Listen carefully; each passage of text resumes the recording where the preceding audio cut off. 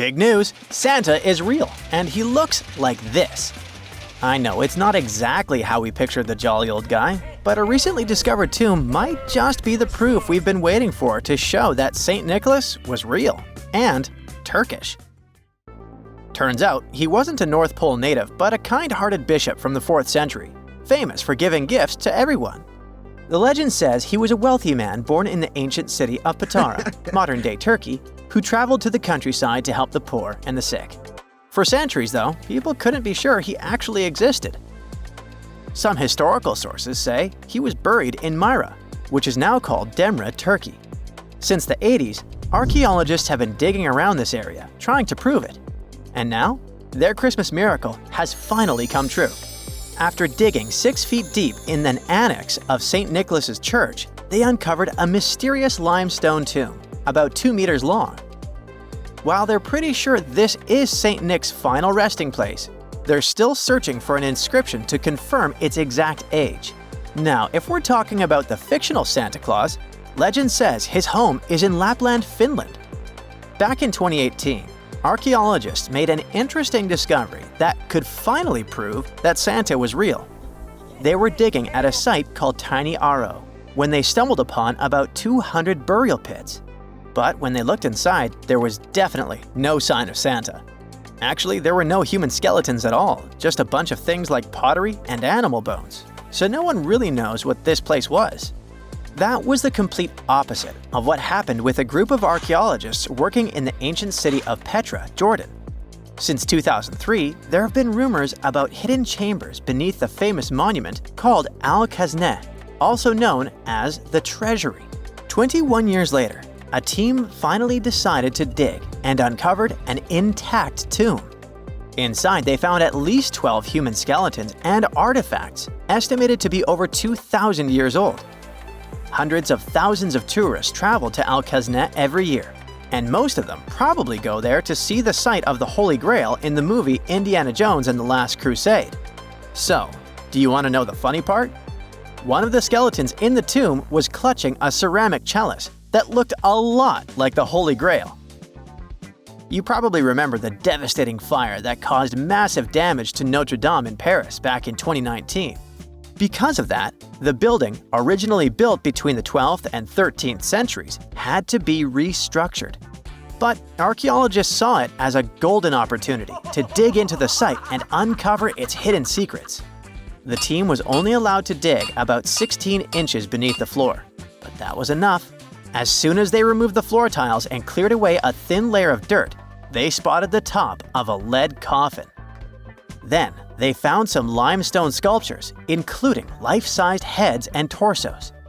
Altogether, they uncovered over 1,000 fragments of different works of art.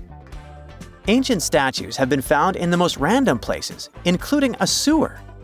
In July 2024, Bulgarian archaeologists were checking a Roman sewer in the ancient city of Heraclea Sintica when they found a nearly 7-foot-tall marble statue of Hermes, the Greek messenger deity. This town was completely devastated and abandoned after 2 earthquakes, one in the year 388 and the other in the year 425. But somehow, it didn't destroy this statue. In fact, its head was found in surprisingly good condition. Finding ancient artwork is definitely fascinating, but imagine stumbling upon an entire hidden city in the Amazon rainforest. Using high-tech lasers, researchers uncovered a lost civilization with thousands of structures and a whole network of roads, canals, and houses, all buried beneath the dense jungle. This city was built around 2,500 years ago, in an area located in the shadow of a volcano, which, by the way, could have erupted and destroyed this civilization at some point. It's hard to say exactly how many people lived there, but experts estimate they stayed up there for about 1,000 years. This discovery proves ancient people also had huge, organized cities in the middle of the Amazon. A similar thing happened in Campeche in southern Mexico.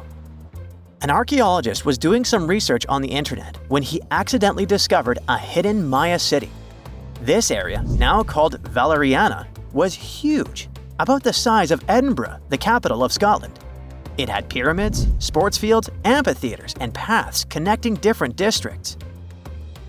Thanks to satellite images, archaeologists uncovered an entire unknown civilization from the Bronze Age. They were checking out aerial images when they discovered 100 prehistoric settlements in the Pannonian Plain, a region that includes parts of what's now Serbia and Hungary. The people who lived there are now known as the Titsa site group, and it looks like they were a pretty well-organized society, skilled at growing food, hunting, and fishing. Google Earth helped a team to uncover a mysterious set of 400 ancient gates in Saudi Arabia. These gates, scattered across the desert, are thought to be from thousands of years ago. They're made of stone and arranged in weird formations that have left archaeologists scratching their heads. I mean, they don't look like they were meant for funerals, and they don't seem like structures where people lived. So, we still have no idea what they are. Technology is really changing archaeology. Thanks to artificial intelligence and, well, a $1 million prize, we've finally been able to decipher part of an unreadable and super damaged ancient scroll. The Herculaneum scrolls were discovered by workers digging up the ancient town of Herculaneum near Pompeii in 1752. But their condition was so bad that, for years, they were considered indecipherable. Thankfully, AI has helped unveil their secrets. Based on the studies so far, experts believe that one of these scrolls was written by a philosopher who valued pleasures, like music and food, above all else.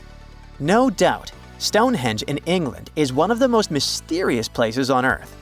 Some theories even suggest it was built by extraterrestrials.